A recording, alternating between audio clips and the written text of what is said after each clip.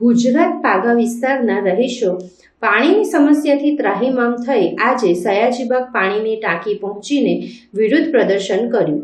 વડોદરાના ફતેપુરા અસલમ ક્વાર્ટર સામે આવેલા હજુરાત પાગા ટેકરા વિસ્તારની 55 પરિવારો છેલ્લા 1.5 વર્ષથી પાણીની ગંભીર સમસ્યાનો સામનો કરી રહ્યા છે। સ્થાનિકોના આક્ષેપ મુજબ વિસ્તારમાં પૂરતું પાણી મળતું નથી અને જે આવે છે તે અત્યંત દૂષિત હોય છે। આ ગંદુ પાણી હોવાથી 2 મહિના પહેલા એક વૃદ્ધનું મોત નીપજ્યું હતું, જ્યારે અનેક બાળકો અને વડીલો ઝાડા ઉલટી તેમજ અન્ય બીમારીઓનો ભોગ બન્યા છે। નિયમિત વેરો ભરવા છતાં સુવિધા ન મળતા સ્થાનિક મહિલાઓએ કોર્પોરેટર અને તંત્ર સામે ભારે રોષ ઠાલવ્યો છે। તંત્ર દ્વારા 1 કલાક પાણી આપવાની વાત નકારીને રહીશોએ પહેલાની જેમ જ દિવસમાં 2 ટાઈમ શુદ્ધ પાણી આપવાની માંગ કરી છે। જો આ સમસ્યાનો ત્વરિત નિકાલ નહીં આવે તો સ્થાનિકોએ ઉગ્ર આંદોલન અને તોડફોડ કરવાની ચીમકી આપી છે।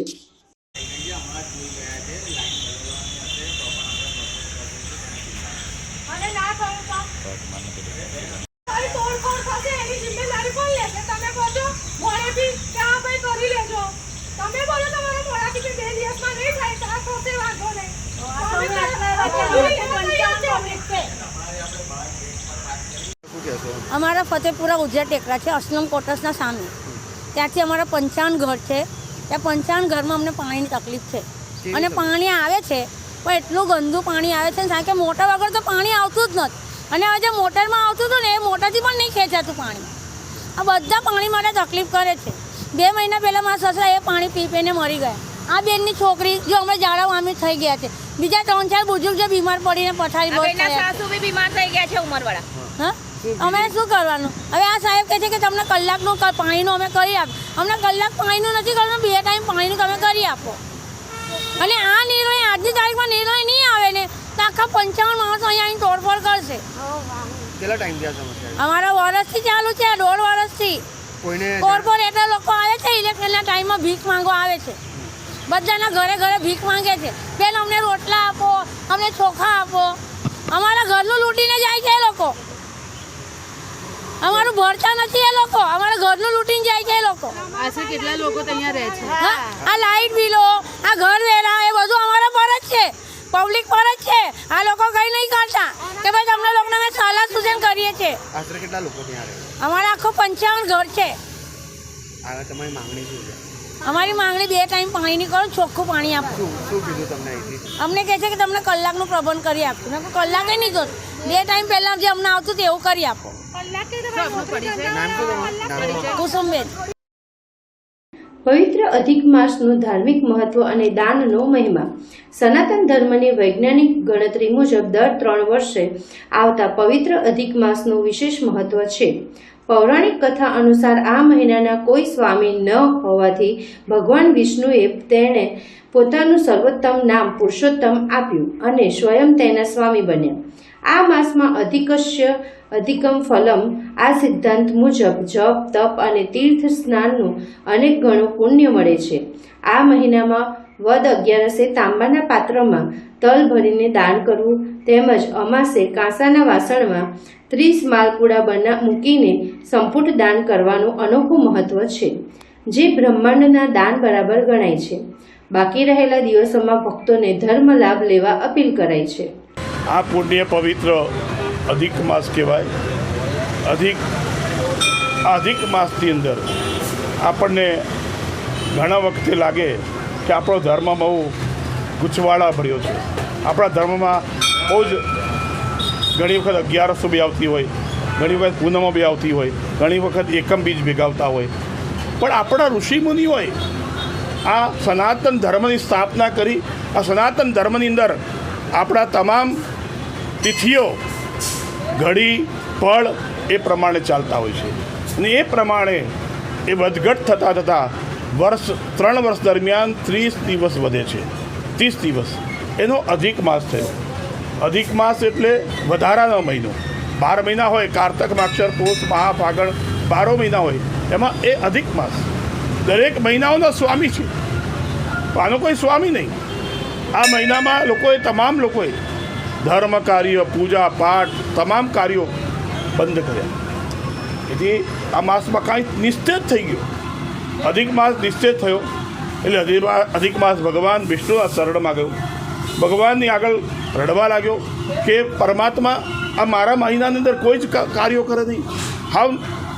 એટલે અધિક માસની પર ભગવાન વિષ્ણુ પ્રસન્ન થઈ એમને આશીર્વાદ આપ્યા કે જા, દરેક મહિનાઓનો સ્વામી છે પણ આ મહિનાનો તારા અધિક માસ તો પોતે સ્વયં સ્વામી, તો આ મહિનામાં હું જ સ્વામી છું. આ મહિનામાં જે પણ કોઈ કાર્યો કરશે અધિકસ્ય અધિક ફલમ, એનાથી બીજા મહિના કરતાં અધિક ફળ પ્રાપ્ત થશે. એટલે એ ભગવાન વિષ્ણુએ આ મહિનાનું નામ આપ્યું પુરુષોત્તમ, એટલે બધા મહિના કરતાં ઉત્તમ, તમામ માસો કરતાં ઉત્તમ.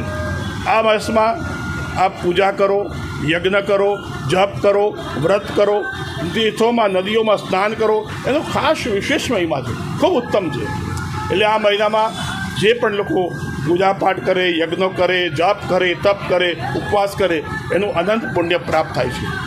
આ માસની અંદર ઘણા એક સમયે ભોજન કરે, ઘણા એકલો મગ ખાઈને જમે છે, ઘણા એક ધારણા પાડના એક દિવસ જમે, એક દિવસ હાવ નકોરડો, ઘણા અનેક પ્રકારના ઉપવાસો હોય, એનું અનંત પુણ્ય થાય છે. આવતીકાલે આ માસમાં 11 છે, સુદ 11, અને 11 સાથે આવતીકાલે વ્યતિપાત યોગ છે. વ્યતિપાત યોગની અંદર તાંબાના પાત્રની અંદર તલ ભરી એનું દાન કરવાથી બહુ મોટું પુણ્ય પ્રાપ્ત થાય છે. વ્યતિપાતના દિવસે તાંબાનું પાત્ર, તાંબાનું વાસણ લઈ એમાં તલ ભરી દાન આપવાનું ખૂબ મોટું મહત્ત્વ છે.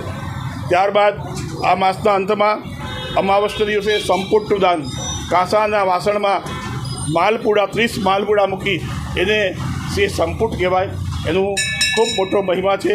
એને બ્રહ્માંડનું દાન કર્યાનું પ્રાપ્ત થાય છે, પુણ્ય પ્રાપ્ત થાય છે. ત્યારબાદ આ મહિનામાં સપ્તધાન્ય બ્રાહ્મણોને, બહેનોને, ભાણિયાને જમાડો. આ મહિનામાં ખૂબ મોટું પુણ્ય પ્રાપ્ત થાય છે અને એ જ કરવાથી આપણું કલ્યાણ થાય છે. તમામ ભક્તોને મારી વિનંતી છે, હજુ અધિક માસના 15-20 દિવસ બાકી છે. આવો, ભગવાનનું પૂજન કરો, જપ કરો, તીર્થોમાં સ્નાન કરો, એનો ખૂબ મોટો મહિમા છે. વડોદરા શહેરના ઐતિહાસિક અને સતત વ્યસ્ત રહેતા ન્યાય મંદિર વિસ્તારમાં અચાનક તણાવનો માહોલ સર્જાયો છે.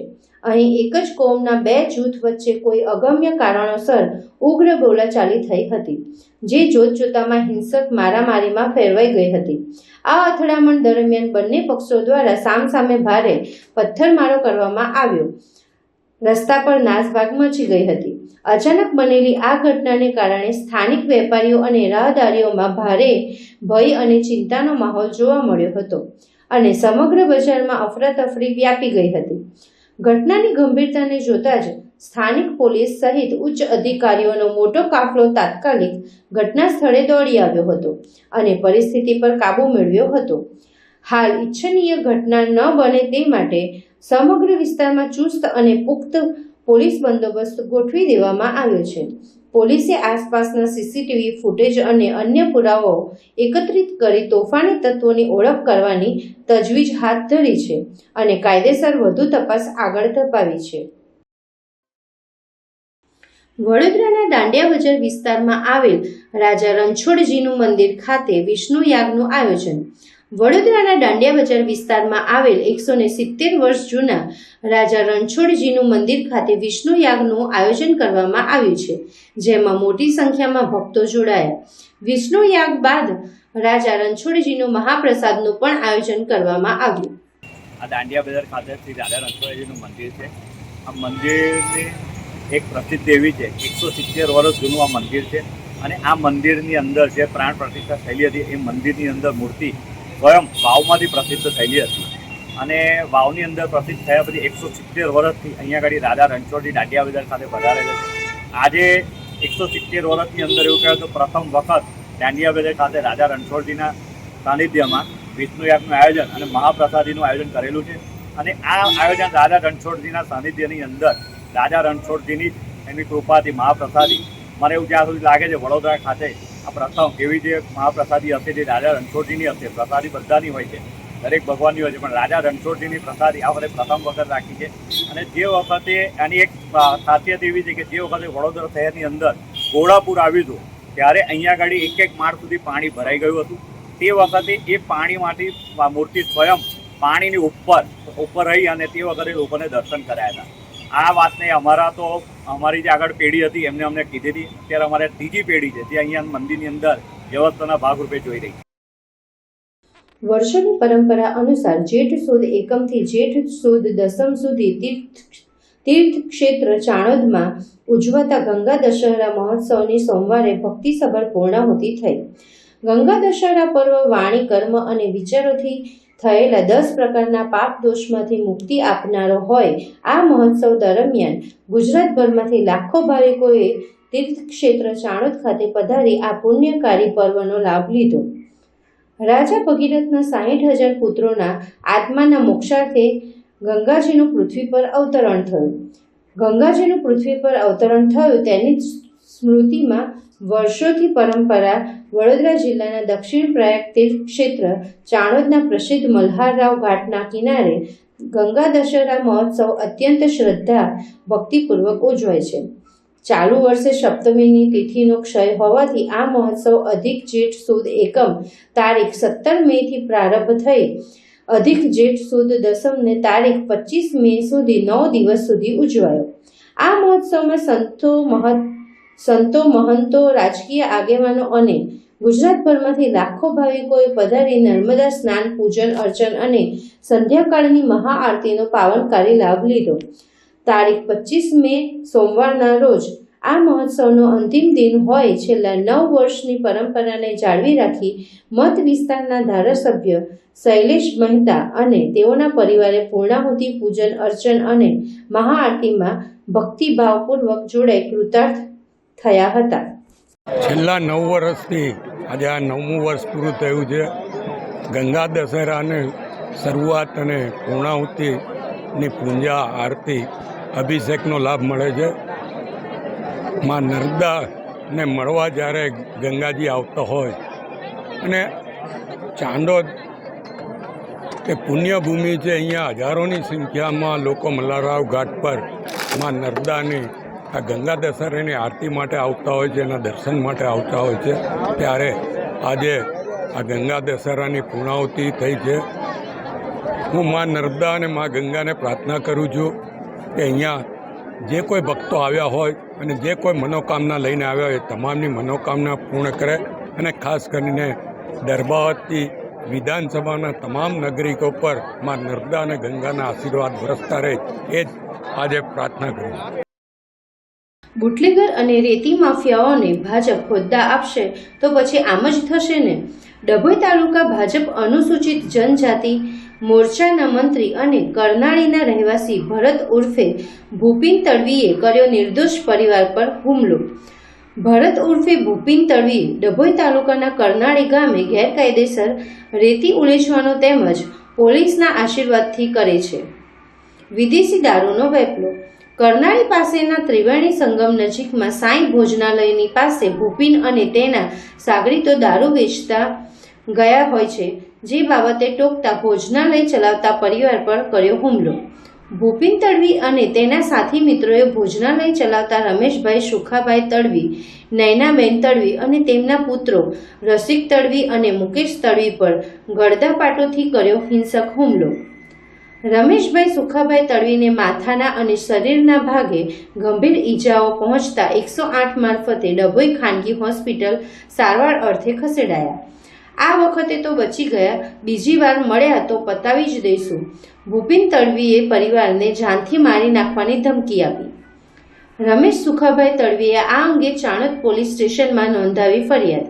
31 માર્ચના જાહેર થયેલી યાદીમાં ભાજપાએ ડભોઈ તાલુકા અનુસૂચિત જનજાતિ મોરચાના મંત્રી તરીકે ભરત ઉર્ફે ભૂપિન તડવીની વરણી કરતા વિરોધનો સૂર ઉઠ્યો હતો, જેની મીડિયાએ પણ નોંધ લીધી હતી.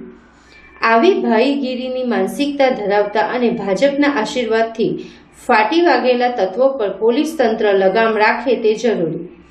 ભાજપ પક્ષ આવા તત્વોને થાબડવાને બદલે હોદ્દા પરથી દૂર કરે તે જરૂરી.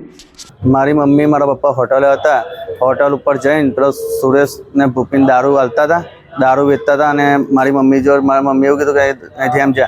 મમ્મીને એવું કહેવા માંડ્યું કે તું અહીં શું છે એમ છે કે મમ્મી જો માથાજી કરતો હતો અને મમ્મીને મારવા ઊભા થઈ ગયા ને ભૂપીને સુરેશ થઈને મારી મમ્મીને મારા પપ્પાને માથાના ભાગમાં ઝાપટ મારી દીધી છે. હળિયા અને ઝાપટને પાઇપો લઈને આવી ગયા હતા અને મારા પપ્પા છે ને તે જોવા જ ફોન આવ્યો કે બબલ થઈ. મેં તઈ ગયો ને ત્યારે મારા ભાઈને ને મને પીને માર્યો છે, મને અહીં ખભાના ભાગમાં મારેલો છે અને મોટા ભાઈ પેલા ભરવાડ સમાજના પીને આગળ પીને ધમાલ કરેલી હતી અને પોલીસ કાયદેસર અને કાર્યવાહી કરે એવી અમારી માંગ છે. કેટલા જણા આવ્યા હતા? એ લગભગ 10-12 જણા આવ્યા હતા. કેટલા જણને વાગ્યું? અમને 4 જણને માર્યા હતા. કઈ આવ્યા છો અત્યારે? અત્યારે અહીં પ્રમુખ સ્વામીમાં દવાખાનામાં. શું કહે છે ડૉક્ટર? ડૉક્ટર એવું કહે છે કે પોલીસ આવે એટલે તમને એનું કહીએ. અગાઉ બી આવે અગાઉ આ વ્યક્તિને બનેલું છે, ભરવાડ સમાજ છે ને એમને બી આવી રીતે ધમાલ કરીને ભરવાડ સમાજને માર્યા હતા. રાજ્યપાલ શ્રી આચાર્ય દેવવ્રતજીએ અંકલેશ્વર તાલુકાના નવા કાંસિયા ગામની માધ્યમિક શાળાના સામાન્ય ઓરડામાં રાત્રિ વિશ્રામ કર્યો. રાજ્યપાલ શ્રી આચાર્ય દેવવ્રતજીએ અંકલેશ્વર તાલુકાના નવા કાંસિયા ગામની શાળાના સામાન્ય ઓરડામાં રાત્રિ વિશ્રામ કર્યા બાદ ઉઘડતી સવારે વસમા ગ્રાઉન્ડમાં સરકારી માધ્યમિક અને ઉચ્ચતર માધ્યમિક શાળાના વિદ્યાર્થીઓ, ગ્રામજનો તેમજ યુવાનો સાથે યોગા અભ્યાસ કર્યો હતો.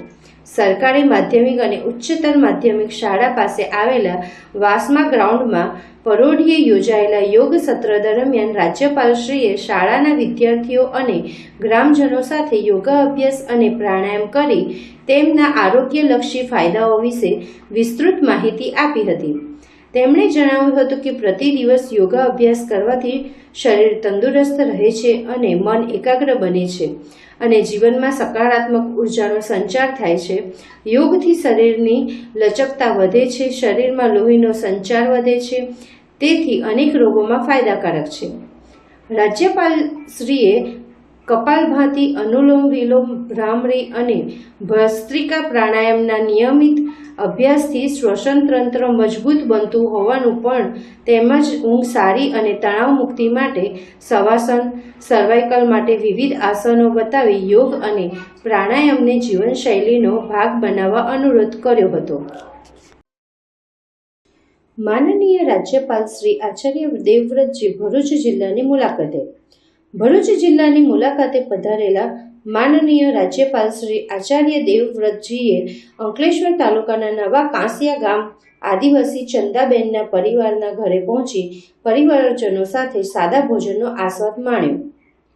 માનનીય રાજ્યપાલશ્રીએ અત્યંત સહજતા અને આત્મીયતા સાથે પરિવારના તમામ સભ્યો સાથે વાતચીત કરી તેમજ પરિવારના સભ્યોના રોજગાર, ખેતી, પશુપાલન અંગે પણ માહિતી મેળવી. ઉપલેટા ગ્રાન્ટ ભેદભાવ મામલે નગરપાલિકાના યુવા અને સક્રિય સદસ્યની અટકાયત. ઉપલેટા મહાનગરપાલિકાની 17.5 કરોડની ગ્રાન્ટમાંથી વોર્ડ નંબર 9ને બાકાત રાખતા વિરોધ. કેબિનેટ મંત્રીના કાર્યક્રમમાં રજૂઆત કરવા જઈ રહેલા અમીમના શહેર પ્રમુખ અને નગરપાલિકાના યુવા અને સક્રિય સદસ્ય ઇમરાન મિયા પીરઝાદાની પોલીસે અટકાયત કરતા રાજકીય ગરમાવો શરૂ થયો છે. રાજકોટ ઉપલેટા નગરપાલિકાના યુવા અને સક્રિય સદસ્ય અને અમીમ પાર્ટીના શહેર પ્રમુખ ઇમરાન મિયા પીરઝાદાની પોલીસ દ્વારા અટકાયત કરવામાં આવી છે. આ અંગે વિડીયોમાં માહિતી આપતા ઇમરાન મિયાએ જણાવ્યું હતું કે સ્થાનિક તંત્ર દ્વારા તેમનો અવાજ દબાવવાનો પ્રયાસ રૂપે શુક્રવારે સવારે 11 વાગે તેમની અટકાયત કરવામાં આવી હતી. આ સમગ્ર મામલાનું મૂળ નગરપાલિકાની ગ્રાન્ટ ફાળવણીમાં થયેલો કથિત ભેદભાવ છે. ઇમરાન મિયાના જણાવ્યા અનુસાર તાજેતરમાં ઉપલેટા નગરપાલિકાની જનરલ બોર્ડની મિટિંગમાં 17.5 કરોડ રૂપિયાની ગ્રાન્ટ ફાળવવામાં આવી હતી.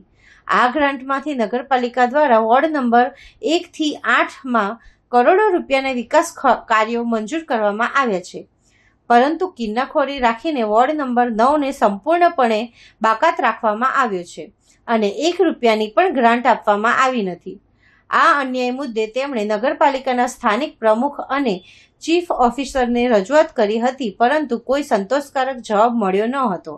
ત્યારબાદ શહેરમાં યોજાનારા એક સરકારી કાર્યક્રમમાં જેમાં ધારાસભ્ય અને કેબિનેટ મંત્રી ઉપસ્થિત રહેવાના હતા, ત્યાં જઈને તેઓ આ અન્યાય સામે અવાજ ઉઠાવવાના હતા.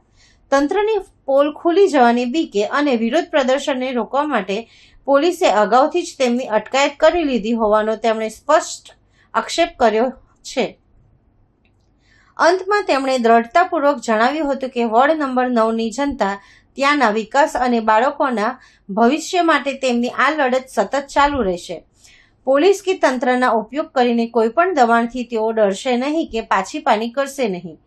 તેમના વોર્ડના લોકો માટે સતત લડતા રહેશે અને તેમના વોર્ડની જનતા પણ તેમને પૂરતું સમર્થન કરી રહી હોવાનું જણાવ્યું છે.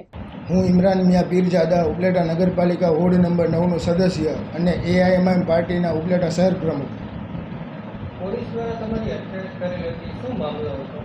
મામલો એવો છે કે તાજેતરમાં ઉપલેટા નગરપાલિકાની જનરલ બોર્ડની અંદરમાં જે 17.5 કરોડની ગ્રાન્ટ ફાળવણી થઈ છે તેમાં ઉપલેટા નગરપાલિકા દ્વારા 1 થી 8 વોર્ડમાં કરોડો રૂપિયાની ગ્રાન્ટ ફાળવી અને વોર્ડ નંબર 9માં કિન્નાખોરી રાખી વોર્ડ નંબર 9ને બાકાત મતલબ કે સંપૂર્ણ રીતે બાકાત રાખ્યો, 1 રૂપિયાની પણ ગ્રાન્ટ ના આપી. તે બાબતે જે અન્યાયને મેં ઉજાગર કર્યો અને લોકો સુધી આ અન્યાયને જાહેર કર્યો કે ભાઈ આપણા વિસ્તાર સાથે અન્યાય થઈ રહ્યો છે. તે બાબતે મેં સ્થાનિક પ્રમુખ સાથે, નગરપાલિકાના પ્રમુખ સાથે પણ અનેક સવાલો કર્યા, ચીફ ઓફિસરશ્રીને પણ અનેક સવાલો કર્યા, પણ મને કોઈ યોગ્ય જવાબ ન મળ્યો.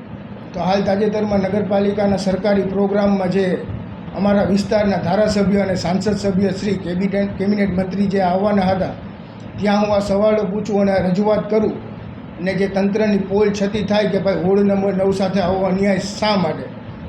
જે સાંસદ સભ્ય છે તેના મત વિસ્તારની અંદરમાં ઉપલેટા શહેર આવે છે ને ઉપલેટા શહેરના એક વોર્ડ સાથે આવો ભેદભાવ રાખવામાં આવ્યો છે, એ ખરેખર ગેરરીતિ છે અને એ ભેદભાવ ખરેખર અમાન્ય ગણાય. તો એ ડરથી ક્યાંક ને ક્યાંક તંત્રને ડર હતો કે આ પ્રશ્ન ઉજાગર થાય એ પ્રોગ્રામમાં, અને જે તંત્રને ડર હતો એના કારણે મારે પોલીસને આગળ કરી અને સવારે 11 વાગે મારી અટકાયત કરવામાં આવી. વોર્ડના લોકોનું પણ એ જ કહેવાનું છે કે આ ખરેખર અન્યાય છે. જે જનતાના પ્રતિનિધિ તરીકે મેં જે અવાજ ઉઠાવ્યો, મારો અવાજ દબાવવાનો આ પ્રયત્ન છે. આગળની મારા પગલાં એ જ રહે છે કે ભાઈ કે વોર્ડ નંબર 9 માટે મેં જે લડત કરી છે, મારા વિસ્તારના ડેવલપમેન્ટ કરવા માટે, મારા વિસ્તારના વિકાસ માટે, મારા વિસ્તારના બાળકોના ભવિષ્ય માટે જે અમે લડત લડી રહ્યો છે અન્યાય માટે, એ લડત મારી ચાલુ રહેશે.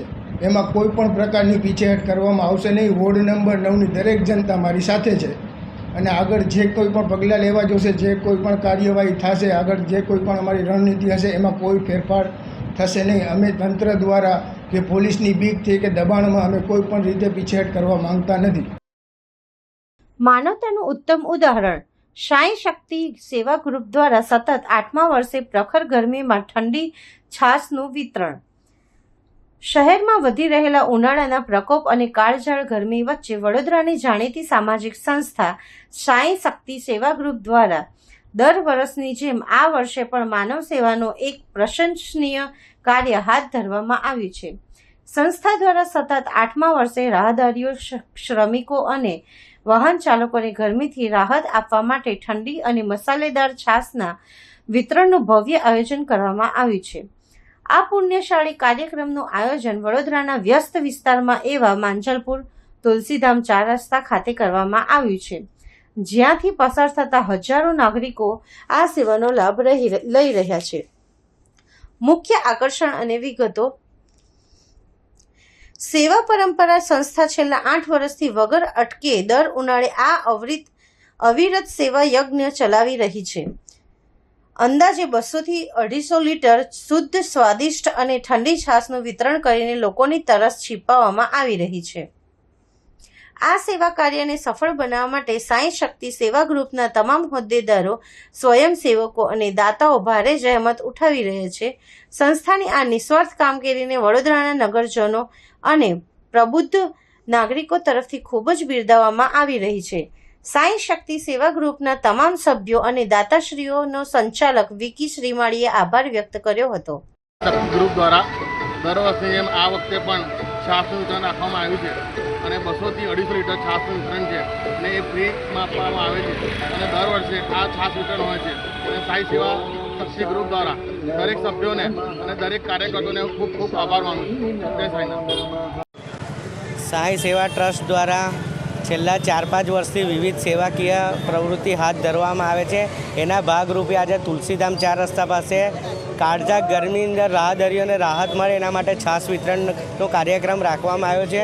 એમાં મારી સાથે સામાજિક કાર્યકર્તા તેમજ વિસ્તારના આગેવાનો બધા જોડાયા છે અને આવી જ સારી સેવા સાંઈબાબાની કૃપાથી કરતા રહે એવી ખૂબ ખૂબ શુભેચ્છાઓ પાઠવું છું.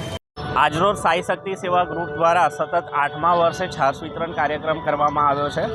આ છાશ વિતરણ કાર્યક્રમની અંદર અમારા સાઈ શક્તિ સેવા ગ્રુપના તમામ સભ્યો ઉપસ્થિત છે અને આ કાર્યક્રમ તુલસીધામ 4 રસ્તા ખાતે આયોજન કરવામાં આવ્યું છે. આપ જોઈ શકો છો કે ઉનાળાની આવી કાળઝાળ ગરમીની અંદર રાહદારીઓને રાહત મળે, આજે 45 ડિગ્રીથી વધારેનું રાહત મળે એ માટેનું આ આયોજન છે.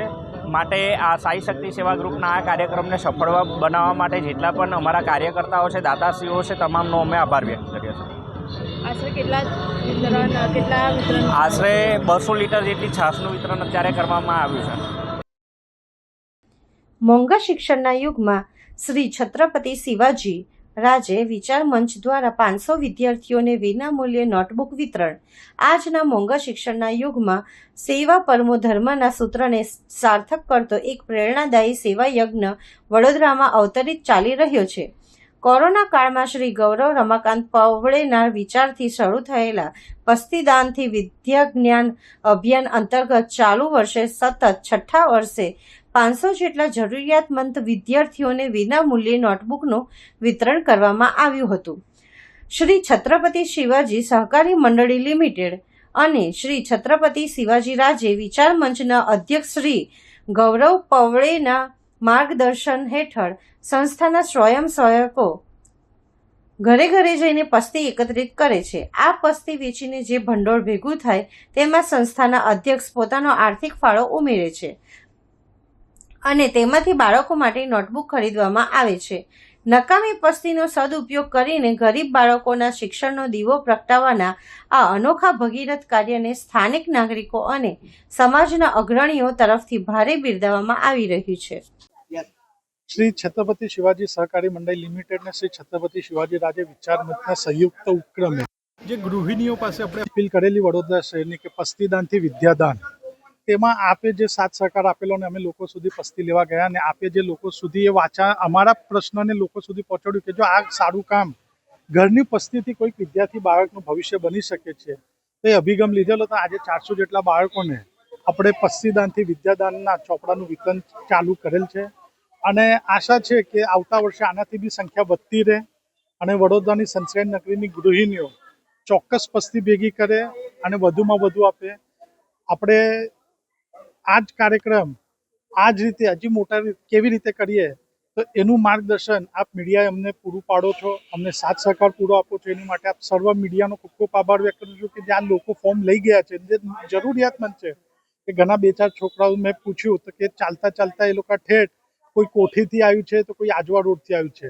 એટલે વિદ્યાની જરૂરત બાળકોને છે ને આપની પસ્તી યોગ્ય બાળકના પાસે જાય છે જેથી આપણા ભારતનું ઉજ્જવળ ભવિષ્ય બને. અને આજે આ પુસ્તકોથી લઈને જે શિક્ષણ લેશે એને એની કિંમત હશે તો આવનાર જીવનમાં એ આપણા રાષ્ટ્રના નિર્માણમાં પોતાનું યોગદાન ઘણું સારું આપશે. એ હું આશા વ્યક્ત કરું છું. આપણા મીડિયાનો પુનઃ એકવાર ખૂબ ખૂબ મનથી આભાર વ્યક્ત કરું છું. મોંઘવારીનો ઝટકો. પેટ્રોલ ₹100 ને પાર, ડીઝલ પણ મોંઘો. ચાલુ મહિને ચોથી વખત ભાવ વધારો. આંતરરાષ્ટ્રીય બજારમાં ચાલી રહેલી હલચલ વચ્ચે દેશમાં પેટ્રોલ અને ડીઝલના ભાવમાં ફરી એકવાર ઝીંકાયેલા વધારાથી સામાન્ય જનતાના ખિસ્સા પર બોજો વધ્યો છે. છેલ્લા ગણતરીના દિવસોમાં ઈંધણના ભાવમાં આ ચોથી વખત વધારો કરવામાં આવ્યો છે. આ નવા વધારા બાદ દેશના મુખ્ય મહાનગરોમાં પેટ્રોલ અને ડીઝલના ભાવ સર્વોચ્ચ સપાટીએ પહોંચી ગયા છે. તાજા ફેરફાર મુજબ પેટ્રોલમાં પ્રતિ લીટરે ₹2.61 અને ડીઝલમાં પ્રતિ લીટરે ₹2.71નો વધારો કરવામાં આવ્યો છે. આ નવી કિંમતો 25 મેની સવારે 6 વાગ્યાથી દેશભરમાં લાગુ થઈ ગઈ છે.